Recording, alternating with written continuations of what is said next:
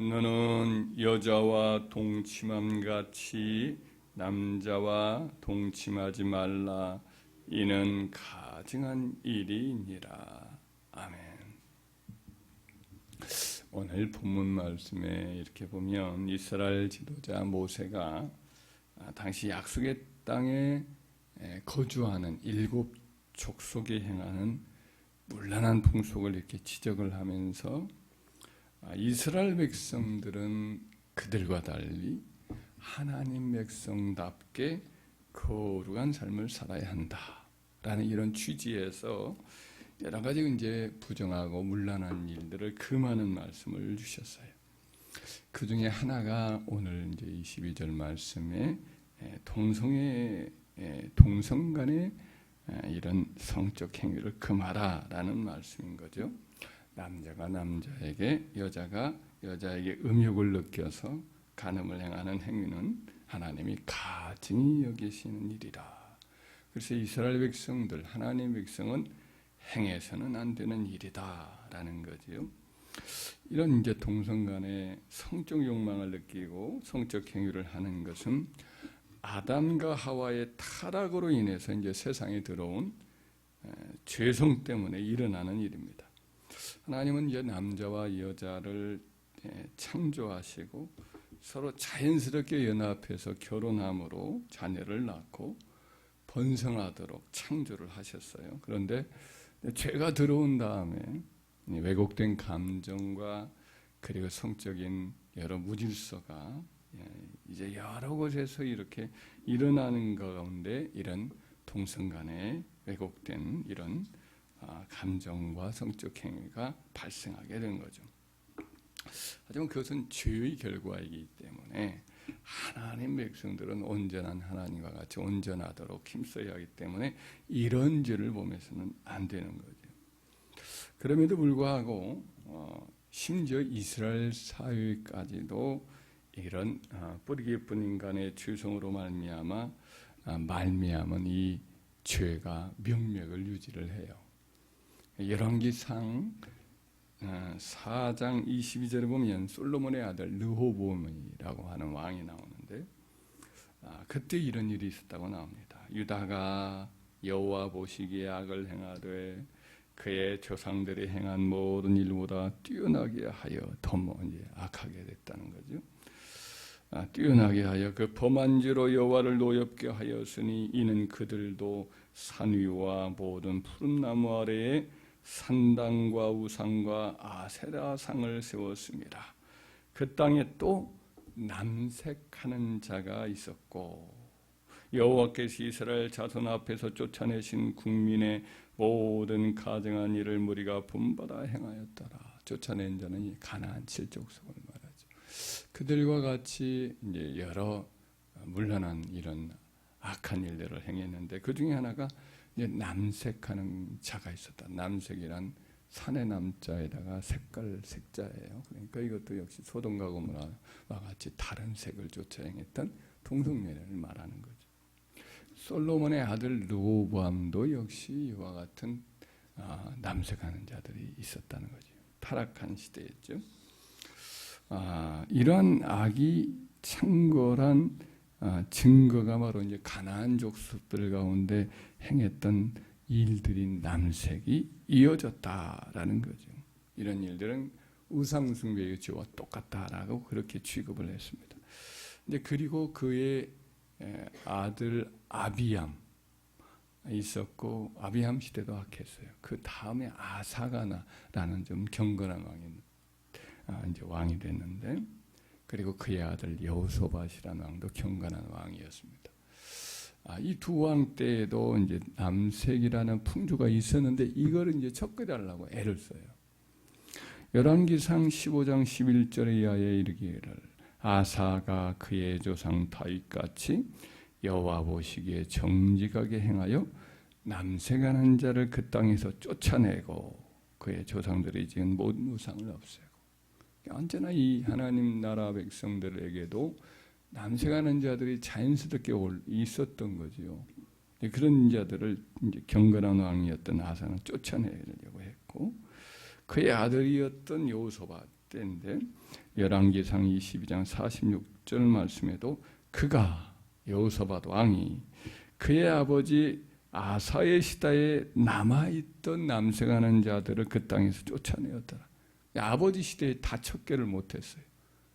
근데 이제 그 여호사 왕이 그 시대에 남아있던 남색하는 은밀한 그런 동성연애자들을 쫓아냈다라고 되어 있습니다. 어때요? 보니까 이거 보면 인류 역사 속에 타락으로 말미암아 생겨났던 여러 무질서와 왜곡 가운데 하나인 이 동성애 문제가 역사가 참 오래된 것을 알 수가 있지요. 문학사를 이렇게 보면 그리스의 어떤 이 시인이었던 여류 시인이었던 사포라는 여자가 있어요. 사포. 그 여인도 역시 뛰어난 작가로 알려져 있는데 그 여인도 마찬가지고 뭐 그런 사람들이 참 많아요. 역사 속에 보면 예를 들면 뭐 이렇게 악의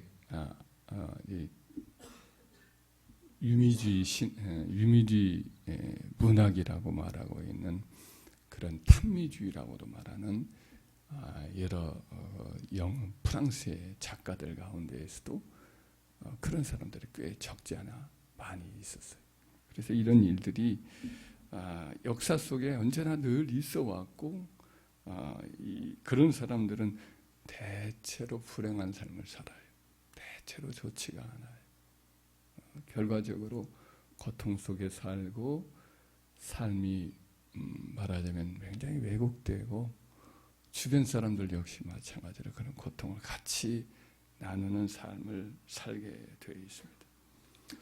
그런데 하나님 백성은 이와 같은 이 타락된 문화와 맞서 싸우도록 이제 부르심을 받은 자들이에요. 하나님 백성들은 신약 시대에 이제 신약 성도들 역시 마찬가지로 그들이 처한 복음을 증거하는 상황이 어느 곳에 복음을 증거하느냐면 바로 이런 타락된 성적 문화가 있는 로마 시대 제국 시대에 이 복음을 전하는 거예요.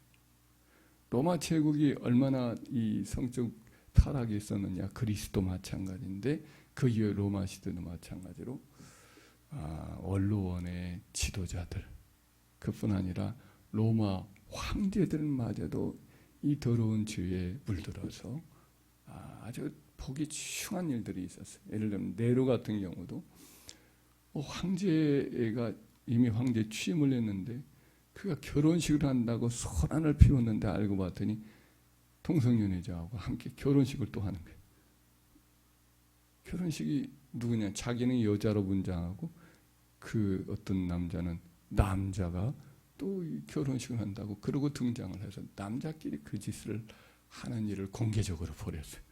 그러니까 로마라는 나라 자체가 그 같은 풍조가 얼마나 많이 유행을 했는가를 알 수가 있겠죠.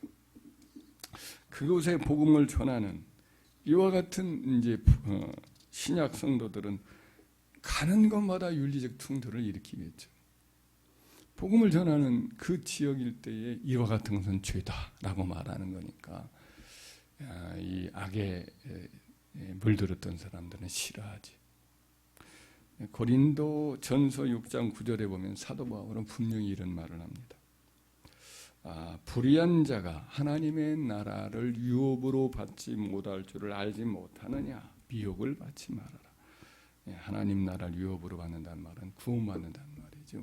그런데 불의한 자는 하나님 나라를 유업으로 받지 못한다. 그러니까 속지 말아라. 미혹받지 말아라. 아무리 다른 사람들이 이러저런 말을 해도 속지 말아라. 미혹하는 사람들이 늘 있기 마련이죠. 음행하는 자나 우상 숭배하는 자나 간음하는 자나 탐색하는 자나 남색하는 자나 도적이나 탐욕을 부린 자나 술 취하는 자나 모욕하는 자나 속여 빼앗는 자들은 하나님의 나라를 유업으로 하지 못하리라. 이런 사람들은 지속적으로 행하는 자죠.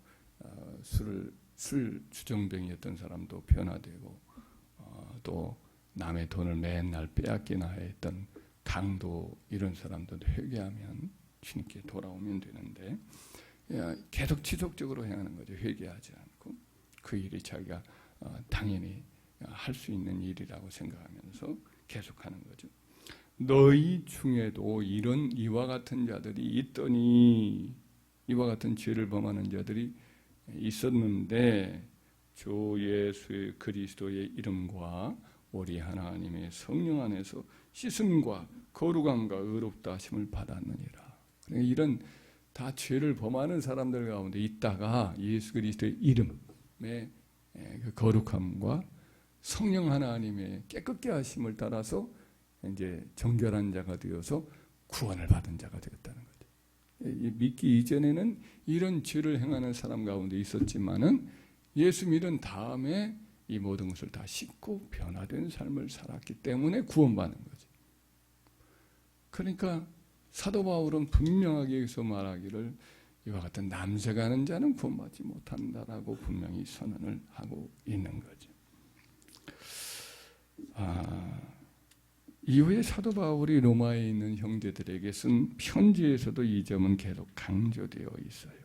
로마서 1장 26절에 이 때문에 하나님께서 그들을 부끄러운 욕심에 내버려 두셨으니 타락한 하나님의 법을 싫어하고 그러기 때문에 내버려 두는 거예요. 하도 말을 듣지 않으면 내버려 두어요. 내버려 두었으니 곧 그들의 여자들도 순리대로 쓸 것을 받고 영리로 쓰며 그와 같이 남자들도 순리대로 여자 쓰기를 버리고 서로 향하여 음욕이 불릴 일듯 하며 남자가 남자와 더불어 부끄러운 일을 행하여 그들의 그릇 때문에 상당한 보응을 그들 자신이 받았느니라. 그러니까 정신적으로 분열 증세가 일어나게 되고 늘 떠돌이 생활을 해요. 아무리 많은 업적을 가졌다 해도 그 자신이 불행해요. 유명한 언어 철학자였던 비트겐슈타인 같은 사람도 그런 사람 중에 하나인데 뛰어난 철학을 가졌고 사고에 굉장히 독특한, 그래서 인류 사회에 나름대로 철학사에도 기여를 했던 사람인데 밤만 되면 이와 같은 성적 충동을 이기지 못하고 남자 거린들을 이렇게 접촉을 하고 그렇게 살다가 가요. 그러니까 참 불행하지요. 상당한 보응을 받았다. 이와 마찬가지로 이제 여러 가지 질병이라든지 삶의 무의미, 삶의 허무감 이 속에서 살다 가요. 안타까운 일이죠. 죄로 말미암아 이와 같이 고통 중에 죽어가는 사람이 되니까요. 성령이 강하게 나타나고 성령의 역사가 이 세상을 영향을 끼칠 때는 이런 동성애의 기운이 약해져요. 그러나 다시 이제 죄성이 강해지고 복음의 능력이 약해지면 또 올라와요. 이런 기운이 더 세져요. 그래서 이제 로마 제국 시대에 복음이 편만하게 힘있게 나타났을 때는 이와 같은 기세가 동성애 기세가 약화됐다가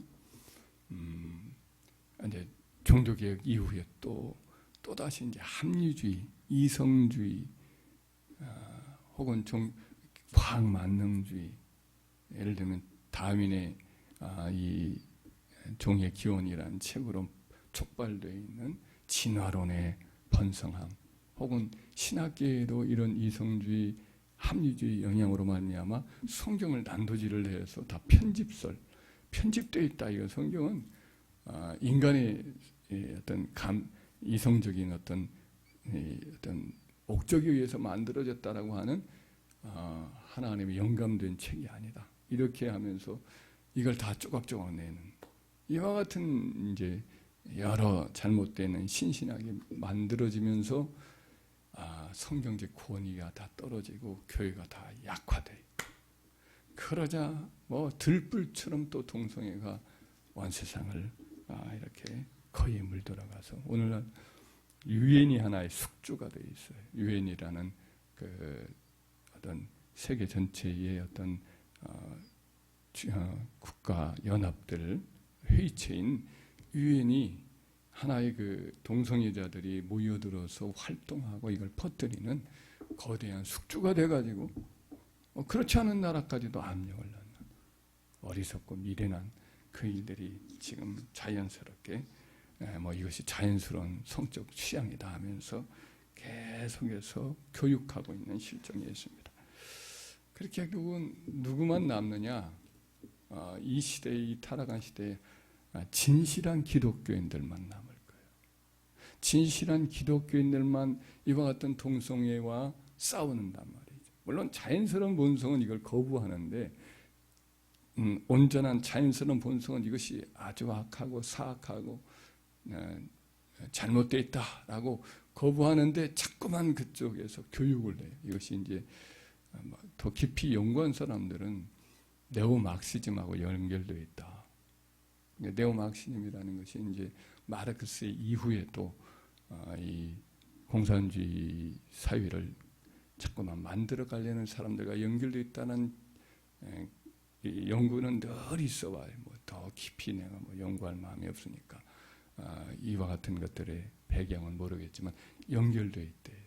그러니까 이와 같은 것을 통해서 인류의 건전한 문화와 특별히 기독교적인 정신의 유산들을 이제 파괴하려고 하는 악한 마귀의 계속된 공격인 것은 분명합니다. 이 싸움과 저항하는 가장 강력한 보루는 기독교 외에는 없어요. 기독교의 참된 기독교가 이 악의 유산과 죄의 본성과의 싸움을 싸우는 이 근본적인 토대일 수밖에 없단 말이죠. 그래서 제가 생각할 때는 그래요. 이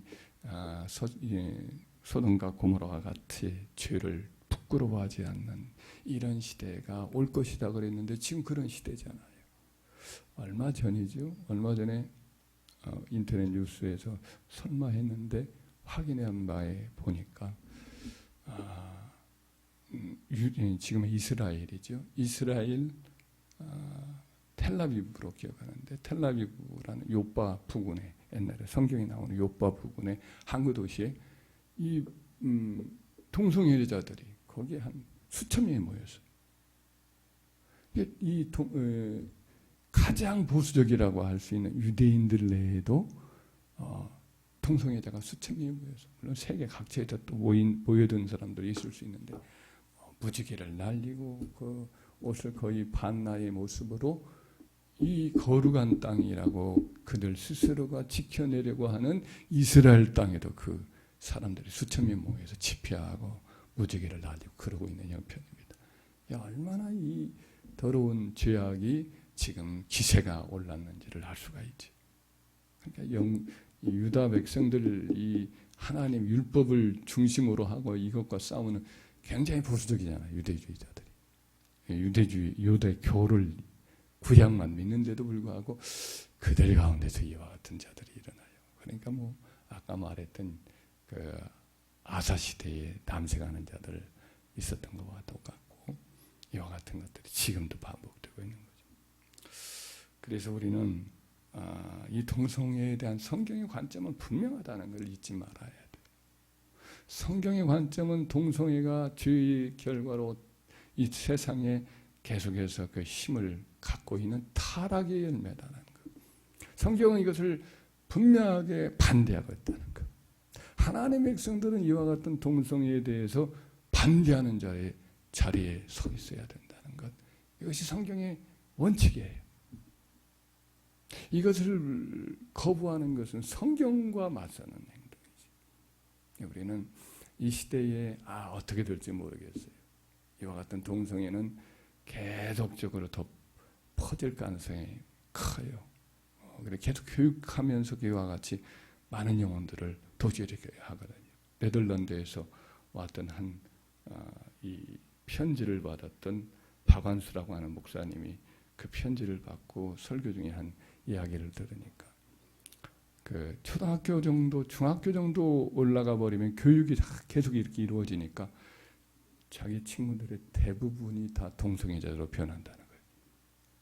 애들이 다 동성애로 변하는 거예요. 자기 같은 경우 자기 그 편지를 쓴 아이의 언니가 된 사람이 이제 그때 당시에 고등학교나 대학교 정도가 됐는데 굉장히 힘들어했다는 말을 써요. 자기 언니도 매일 기독교 예배를 집에서 드리는데도 불구하고 자기가 여자인지 남자인지 성적으로 어떤 존재는 양성여자인지 아주 괴로워하는, 그러다가 이제 확실하게 이건 잘못됐다 깨닫고 이제 그들과 확실하게 이렇게 마음을 정리한 기독교인인데 매일 기도하고 예배드린데도 불구하고 매번 학교에서 교육을 그렇게 하니까 계속 그와 같은 것들을 자연스럽게 학교에서 교육하니까 이렇게 된 거예요.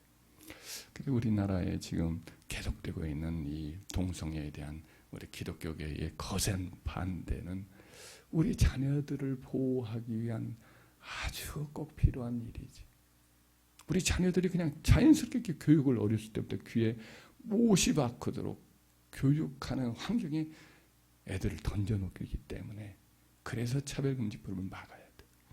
그 차별금지법을 주장하는 정의당은 분명히 정의당인과 지금 민주당 세력인 그 운동이 아니라고 말을 해요. 저희들이 종교에서 기독교가 말하는 것을 반대하지 않는다. 우리는 다만 차별을 반대한다는데 그 일을 주장하는 사람들의 앞에 최전선에 선 사람은 확인해 보니 그야말로 다 동성애자예요. 분명히 이번에 드러났어요. 제가 확인해 보니 설마 했어요. 저도 좀 미심쩍어하는 사람이거든요. 근데 그 일을 행하는 사람들이 동성애자, 목숨 걸고 이 일을 주장하고 있어요. 그러니까 그래서 문제인 거죠. 그래서 결국은 이것은 겉으로는 차별금지를 어떻게든 막는다, 차별을 금지하는 좋은 법이다 하면서도 결국에는 동성애 보호법이에요. 동성애 진작법이고, 우리 기독교인들이 그래서 반대하는 것이고, 앞으로 동성애는 이런 경향들은 계속해서 힘을 선색에 쏟을 거예요. 우리는 끝까지 이와 같은 것이고 성경적이다, 반성경적이다, 성경의 정신과 어긋난다. 그래서 잊지 말고 이 진리에 굳게 서야 할 줄 믿습니다. 그리고 이걸 이기는 길은 언제나 부흥의 역사가 일어나야 된다. 복음의 능력이 힘이 있어야 된다. 그러지 않고는 결코 이 악한 분이 풍조가 사라지지 않는다. 언제나 있어왔고 앞으로도 있을 것인데 이와 같은 풍조와 맞서서 싸우는 것은 성령의 은혜 외에는 없다. 이것을 기억하고 우리 자신이 늘 성령 충만하고 말씀 충만하고 이 세대의 풍조에 물들지 않고 성경적 가치관에 굳게 서서 행하는 저와 여러분의 되기를 다시 한번 주의 이름으로 축원합니다.